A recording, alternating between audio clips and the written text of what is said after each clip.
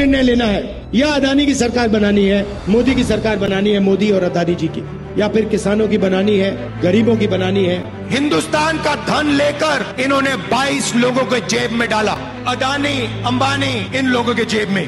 हमने मनरेगा योजना दी। Hello guys, आज की वीडियो में देखने वाले हैं राहुल गांधी की भविष्यवाणी सच साबित हुई। राहुल गांधी ने कहा मोदी सरकार नहीं अडानी सरकार है। इस बात को लेकर अजीत पवार का बहुत ही बड़ा खुलासा आया है सामने। चलिए देखते हैं इस वीडियो को। ओरिजिनल वीडियो लिंक डिस्क्रिप्शन में। चलिए अब वीडियो शुरू करते हैं। सबको मालूम है कहाँ मीटिंग हुई, सबके साथ हुआ था। अमित शाह थे, गौतम अडानी थे, प्रफुल्ल पटेल थे, देवेंद्र फडणवीस थे, अजीत पवार थे, पवार साहब थे, सब थे। राहुल गांधी बार बार बोलते रहे, कई सालों से लगातार बोल रहे हैं कि ये मोदी सरकार नहीं है, ये अंबानी अडानी की सरकार है, ये अडानी की सरकार है। बार बार इस बात को बोलते रहे। वीडियो को पूरा जरूर देखें, वीडियो आगे शेयर भी करें पर संसद में। और आज इस बात पर मुहर लगाने का काम किया है भाजपा के ही सहयोगी, एनसीपी के सबसे बड़े नेता अजीत पवार ने। अजीत पवार ने आज एक बड़ा खुलासा कर दिया है। एक इंटरव्यू में अजीत पवार ने खुलासा किया है कि जिस वक्त में महाराष्ट्र में महाविकास आघाड़ी की सरकार चल रही थी, यानी उद्धव ठाकरे मुख्यमंत्री थे, कांग्रेस और एनसीपी उस वक्त में सहयोगी दल थे, उस वक्त में एक बैठक होती है। और उस बैठक में कौन कौन मौजूद था? उस बैठक के अंदर ये बड़े चेहरे देखिए जरा एक एक करके गौर से। अमित शाह उस बैठक में मौजूद थे, गौतम अडानी उस बैठक के अंदर मौजूद थे, प्रफुल्ल पटेल उस बैठक में मौजूद थे, देवेंद्र फडणवीस उस बैठक में मौजूद थे, अजीत पवार खुद उस बैठक में मौजूद थे और शरद पवार उस बैठक में मौजूद थे। ये तमाम वो बड़े नेता उस बैठक में मौजूद थे जिस बैठक में ये रणनीति बनाई गई कि किस तरीके से महाविकास आघाड़ी की सरकार को गिराया जाए और भाजपा की सरकार वहां पर बनाई जाए। आप बताइए कि एक उद्योगपति वो कैसे सरकार बना रहा है और कैसे सरकार गिरा रहा है। और ये खेल कहां हो रहा है? ये खेल महाराष्ट्र में हो रहा है। सोचिए जरा इस बात को। जिस महाराष्ट्र की जमीन पर, धारावी पर, एयरपोर्ट पर, पोर्ट पर अडानी की नजरें लगी हुई हैं कि क्या क्या उनके हिस्से में आना चाहिए, और बहुत कुछ उनके हिस्से में आ भी चुका है। लेकिन इस सरकार को बनवाने वाला कौन है? अडानी। तो बताइए ये अडानी की सरकार हुई या भाजपा की सरकार हुई? और राहुल गांधी ने एक बार नहीं हजारों बार इस बात को कहा है कि ये अडानी की सरकार है। और अब भाजपा के सहयोगी वो कह रहे हैं कि एक बैठक होती है और उस बैठक में अडानी साहब भी मौजूद थे। मतलब इससे खुली किताब और कुछ नहीं हो सकती है। और अगर इस तरह का खुलासा कोई राहुल गांधी को लेकर के अगर कोई नेता कर दे तो कोहराम मच जाए। अभी तक न्यूज चैनलों पर धड़ाधड़ केवल यही खबर चल रही हो और कोई खबर नहीं चले। लेकिन अजीत पवार जो कि भाजपा के सहयोगी दल के नेता है, उन्होंने बड़ा खुलासा किया। लेकिन मजाल कोई चैनल इस पर बात कर ले, क्योंकि दो बड़े फैक्टर हैं। एक तो मोदी जी कटघरे में आ जाएंगे और दूसरा अडानी के न्यूज चैनल भी है। तो बताइए फिर बात कौन करेगा? और यह बात कोई सुनी सुनाई दूसरा व्यक्ति नहीं बता रहा है। इस बात को वो व्यक्ति बता रहा है जो व्यक्ति उस बैठक में मौजूद था। अजीत पवार इस बात को कह रहे हैं। अजीत पवार के इस बात को कहने का सीधा सीधा यह मतलब है कि अडानी ने अपने हित के लिए, वरना अडानी का क्या मतलब है? देश में कांग्रेस की सरकार हो, बीजेपी की सरकार हो, समाजवादी पार्टी की सरकार हो, केजरीवाल की सरकार हो, उसको क्या फर्क पड़ता है? उसको अपना काम करना है, धंधा करना है, करिए। लेकिन भाजपा की सरकार बनवाने के लिए अडानी क्यों आखिरकार उस बैठक में मौजूद था? सोचिए जरा इस बात को। या फिर यूं कहूं कि अडानी अपनी खुद की सरकार बनाने के लिए उस बैठक में मौजूद था। आपको मालूम नहीं है, मुझे अभी इसको 5 साल हुए हैं। सबको मालूम है कहाँ मीटिंग हुई। शरद पवार जी के नॉलेज में सबके साथ हुआ था। आपको जैन साहब को वापस बताता हूँ, अमित शाह थे, गौतम अडानी थे, प्रफुल्ल पटेल थे, देवेंद्र फडणवीस थे, अजित पवार थे, पवार साहब थे, सब थे। अब सोचिए जरा इस बात को कि अडानी की सरकार बनाने के लिए इतना सारा खेल हुआ और अडानी किस तरीके से सरकार बनाने के लिए उन बैठकों में मौजूद है। यह तो एक खुलासा है जो आज हुआ है, यह एक खुलासा है जो एक महाराष्ट्र की सरकार को लेकर के हुआ है और पता नहीं इसके बाद में क्या कोराम मचने वाला है, बीजेपी इसको कैसे डिफेंड करेगी, किस तरीके से क्या कहेगी। देवेंद्र फडणवीस को जवाब देना चाहिए, इसमें बताना चाहिए देवेंद्र फडणवीस को। अमित शाह से इंटरव्यू किया जाना चाहिए, अमित शाह से सवाल पूछा जाना चाहिए कि अडानी आपके साथ में बैठ करके, आपकी गोदी में बैठ करके या आप अडानी की गोदी में बैठ करके क्या कर रहे थे, सवाल पूछा जाना चाहिए। लेकिन कोई नहीं पूछेगा। लेकिन राहुल गांधी बार बार बताते रहे और जब जब राहुल गांधी ने बताया, उनका संसद में अगर वो अडानी का नाम बोलते हैं तो संसद से भाषण डिलीट। और अलग अलग ऑर्डर आते हैं, अडानी जी वाला ऑर्डर आता है, बंबई एयरपोर्ट अडानी जी को, ऊपर से ऑर्डर आता है, खटाखट खटाखट खटाखट ऑर्डर आते हैं। राहुल गांधी ने अपनी भारत जोड़ो यात्रा के दौरान अगर कोई सबसे ज्यादा जिस चीज पर जोर दिया वो था कि यह सरकार मोदी की नहीं है, यह सरकार अडानी की सरकार है। इस चीज पर सबसे ज्यादा जोर दिया कि यह सरकार अंबानी अडानी की है, उद्योगपतियों की है, हम दो हमारे दो। इस बात को गांव गांव तक, शहर शहर तक, राज्य राज्य तक राहुल गांधी लेकर के गए। लाल किले पर खड़े होकर के राहुल गांधी ने इस बात को कहा था और मैं खुद उस वक्त में वहां मौजूद था। सुनिए जरा। और फिर जो भी आपका पैसा है, किसानों का, मजदूरों का, आपके एयरपोर्ट, आपके पोर्ट, आपकी सड़कें,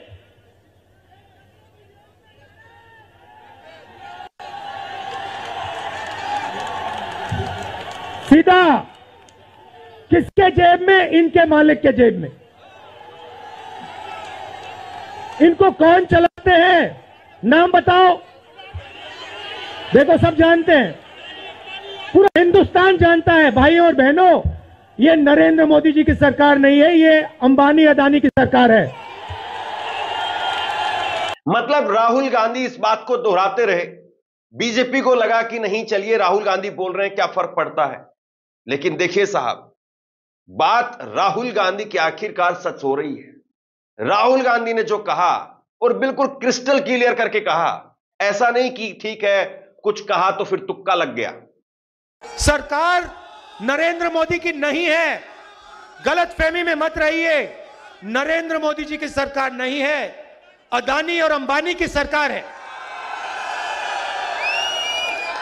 आप किसी भी छोटे व्यापारी से पूछ लो, वो आपको बता देगा नोटबंदी क्यों की गई, गलत जीएसटी क्यों लागू की गई। छोटे व्यापारियों को, स्मॉल और मीडियम बिजनेस चलाने वालों को खत्म करने के लिए नोटबंदी और जीएसटी लागू की गई। और यहां पे आपको फरीदाबाद में सबसे बेहतर मालूम है, क्या सपना देखा था आपने, क्या सपना देखा था मैन्युफैक्चरिंग सेंटर का, चाइना के साथ कंपटीशन का सपना आपने देखा, सारा का सारा बर्बाद हो गया, खत्म हो गया। और जब अडानी अडानी अडानी अडानी इतनी बार बोला गया तो मोदी जी को घबराहट होने लगी। इस लोकसभा चुनाव में मोदी जी ने पहली बार अडानी नाम वो अपने मुंह से लिया सार्वजनिक तौर पर। राहुल गांधी को घेरते हुए नरेंद्र मोदी ने कहा कि आजकल शहजादे अंबानी अडानी का नाम नहीं ले रहे हैं, वो टेम्पो भर करके पैसा जाता है। यह बात नरेंद्र मोदी जी ने 8 मई 2024 को कहा था। मतलब उनके पास में इंफॉर्मेशन थी, वो देश के प्रधानमंत्री थे। कोई ऐसा नहीं है कि राह चलता हुआ कोई छुटभैया नेता है जो मर्जी आए बक रहा है। देश के प्रधानमंत्री की हैसियत से उन्होंने इस बात को कहा और वो फिर से प्रधानमंत्री बन गए। कहां है वो टेम्पो और कहां है वो सीबीआई, कहां है वो ईडी और कहां है वो काला धन जो अडानी राहुल गांधी को दे रहे थे। मोदी क्या कह रहे थे, सुनिए। साथियों, आपने देखा होगा कि कांग्रेस के शहजादे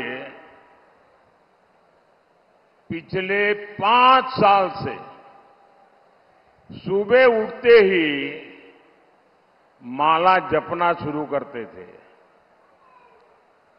जब से उनका राफेल वाला मामला ग्राउंडेड हो गया, तब से उन्होंने एक नई माला जपना शुरू किया। 5 साल से एक ही माला जपते थे, 5 उद्योगपति, 5 उद्योगपति, 5 उद्योगपति। फिर धीरे धीरे कहने लगे अंबानी अडानी, अंबानी अडानी, अंबानी अडानी। 5 साल से। लेकिन जब से चुनाव घोषित हुआ है, इन्होंने अंबानी अडानी को गाली देना बंद कर दिया। मैं आज तेलंगाना की धरती से पूछना चाहता हूं, जरा ये शहजादे घोषित करें कि इस चुनाव में ये अंबानी अडानी से कितना माल उठाया है, काले धन के कितने बोरे भर करके रुपये मारे हैं, क्या टेम्पो भर करके नोटे कांग्रेस के लिए पहुंची है, क्या सौदा हुआ है। आपने रातों रात अंबानी अडानी इनको गाली देना बंद कर दिया। जरूर दाल में कुछ काला है। 5 साल तक अंबानी अडानी को गाली दी और रातों रात गालियां बंद हो गई। मतलब कोई न कोई चोरी का माल टेम्पो भर भर करके आपने पाया है। ये जवाब देना पड़ेगा देश को। और जब नरेंद्र मोदी ने कहा कि राहुल गांधी आजकल नाम नहीं लेते हैं, तो कांग्रेस पार्टी ने बाकायदा इसको लेकर के एक वीडियो जारी कर दिया।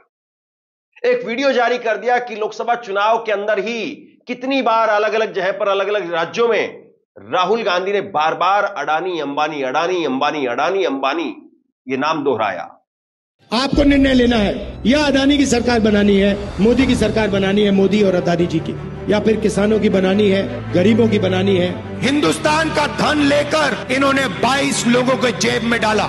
अडानी अंबानी इन लोगों के जेब में।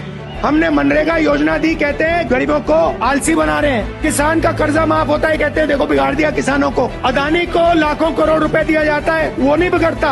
देश के सारे एयरपोर्ट, सारे पोर्ट्स, इंफ्रास्ट्रक्चर, डिफेंस इंडस्ट्री, सारी की सारी इन्होंने एक व्यक्ति को पकड़ा दी। अडानी जैसे लोग हैं जिनकी आंख आपकी जमीन पर, आपके जंगल पर और आपके जल पर है, और ये नरेंद्र मोदी जी के खास मित्र हैं। कुल मिलाकर के सीधी सी बात यह है कि बीजेपी पूरी तरह से अजीत पवार के खुलासे के बाद बैकफुट पर आ गई है। नरेंद्र मोदी जी में अगर जरा सी नैतिकता हो तो उन्हें अपना दामन पाक साफ करना चाहिए, क्योंकि वो इस वक्त में देश के प्रधानमंत्री हैं। किसी प्रधानमंत्री पर, उनकी पार्टी पर, उनके गृह मंत्री पर ऐसे आरोप कभी नहीं लगे कि कोई उद्योगपति बैठ करके बिचौलिए का काम करता है, या फिर यूं कहे कि डायरेक्ट पार्टी तो अडानी ही है। जैसे कई बार अरविंद केजरीवाल और बाकी कई और नेता विपक्ष के वो बार बार कहते हैं कि अडानी के पास में जितना पैसा है वो अडानी का नहीं है, अडानी तो सिर्फ मुखौटा भर है, वो डायरेक्ट पैसा नरेंद्र मोदी का है। अब किसको सच माने? कायदे से अब बीजेपी को इस बात को लेकर के प्रेस कॉन्फ्रेंस करना चाहिए और अमित शाह उस प्रेस कॉन्फ्रेंस में मौजूद हो। नरेंद्र मोदी तो खैर नहीं आएंगे, सबको पता है, बीते 11 साल से उन्होंने एक प्रेस कॉन्फ्रेंस करने की हिम्मत नहीं दिखाई। लेकिन कम से कम अमित शाह को एक प्रेस कॉन्फ्रेंस करनी चाहिए, क्योंकि उनका नाम लिया गया है। और अजीत पवार पर आप क्या एक्शन लेंगे? अजीत पवार को आप इस बात को जो उन्होंने कहा है, चलिए शरद पवार को छोड़ दीजिए, आप शरद पवार भी उस बैठक में थे, अजीत पवार कह रहे हैं ना, शरद पवार को छोड़ दीजिए, लेकिन अजीत पवार आपके साथी वो कह रहे हैं, कैसे नकारेंगे उनको? मतलब आप देश के गृह मंत्री हैं, गृह मंत्री अमित शाह जी, आपको चिंता होनी चाहिए इस बात की कि आपका नाम एक बिचौलिए के साथ में जोड़ा गया है। अडानी आज इस खुलासे के बाद में उद्योगपति नहीं बल्कि एक बिचौलिए के तौर पर दिखाई दे रहा है। इतना बड़ा खुलासा है, किसी टीवी चैनल पर चर्चा नहीं हो रही है। आप लोगों के हाथ में है, इस खुलासे को लोगों तक पहुंचाइए, क्योंकि अगर यह बात सही है तो वाकई इस बात पर सरकार को न केवल सफाई देनी चाहिए बल्कि सरकार को बताना चाहिए कि आखिरकार ये क्यों हो रहा है कि एक उद्योगपति एक सरकार को गिरा रहा है। ये सीधे सीधे लोकतंत्र के अंदर चुनाव में जो लोगों का। चलिए वीडियो यहीं पर ख़त्म करते हैं। अगर आप भी ऐसी वीडियो देखना पसंद करते हैं तो हमारे चैनल को जरूर सब्सक्राइब करें, वीडियो लाइक करें, वीडियो को ज़्यादा से ज़्यादा शेयर करें। थैंक्स फॉर वॉचिंग और अपनी राय कमेंट में ज़रूर दें।